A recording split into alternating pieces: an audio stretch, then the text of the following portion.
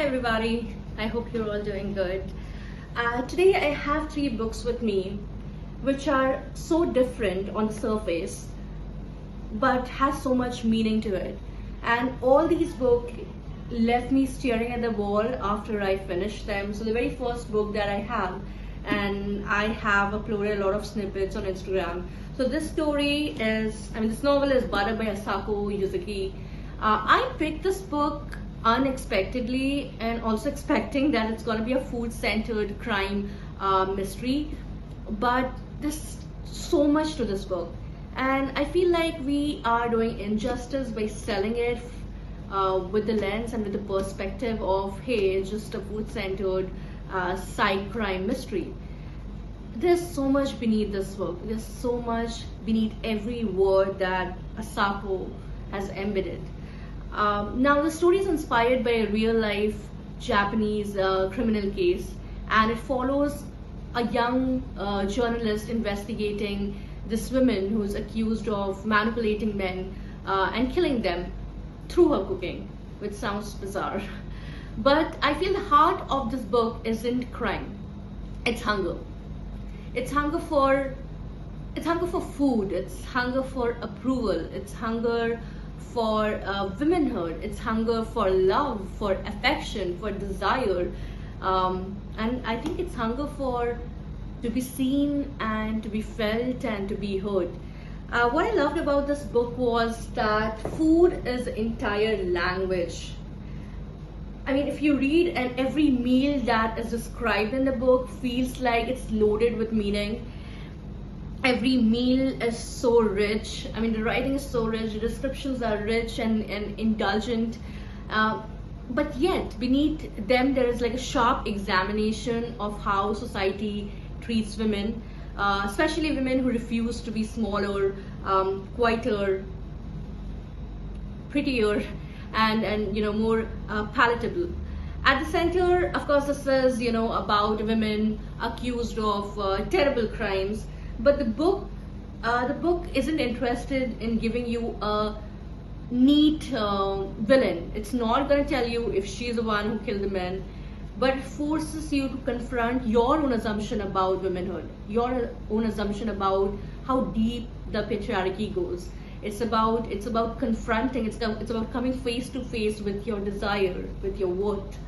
And writing is very patient, very observant. And it does not rush us, and it takes a longer time to get through the hard part. So if you are someone who enjoys character studies and books that leave you with more questions than answers, then this one is absolutely worth your time. The next book that I have is Safekeep. It blew me away because this was a slow read, but I haven't been enthralled by a novel for a very long time. And this book feels like, you are entering this, you're walking into this beautiful house and slowly realizing that, hey, there is something hidden beneath the floorboards. So it is set in Netherlands after World War II, and it follows this woman, Isabel, whose life revolves around her family, her order, her routine, and then she meet this another woman who enters her life, and she unravels everything that she believes about herself, about her family, about her house, and all these factors she fiercely protects. And this another woman, and there is, of course, there's a bit of a romance between, and she challenges Isabel to think about what she needs to do with her life. The atmosphere of this book is incredible. Like, it's so quiet, it's so intimate.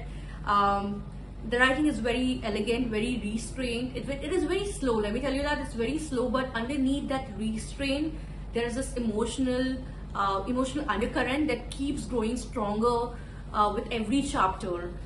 The yearning, the longing, you would actually feel it in your bones. And it explores, memory. It explores memory about war, about scars that every war left, about ownership, about grief. And stories that people hides within themselves, especially people who have survived war, and it deeply saddens me because even right now we are stuck in a war kind of situation. What impressed me most about this book is how carefully it is constructed. Like, nothing feels accidental here. Everything is very clean. Every detail means something. Every detail is worth paying attention to. And I feel this is one of those books that ask you to pay attention rather than, rushing it. And once you pay attention, it will give you the reward that you're looking for. So this was all about Safekeep. Finally, we have, Where the Crawdads Sing by Delia Owens.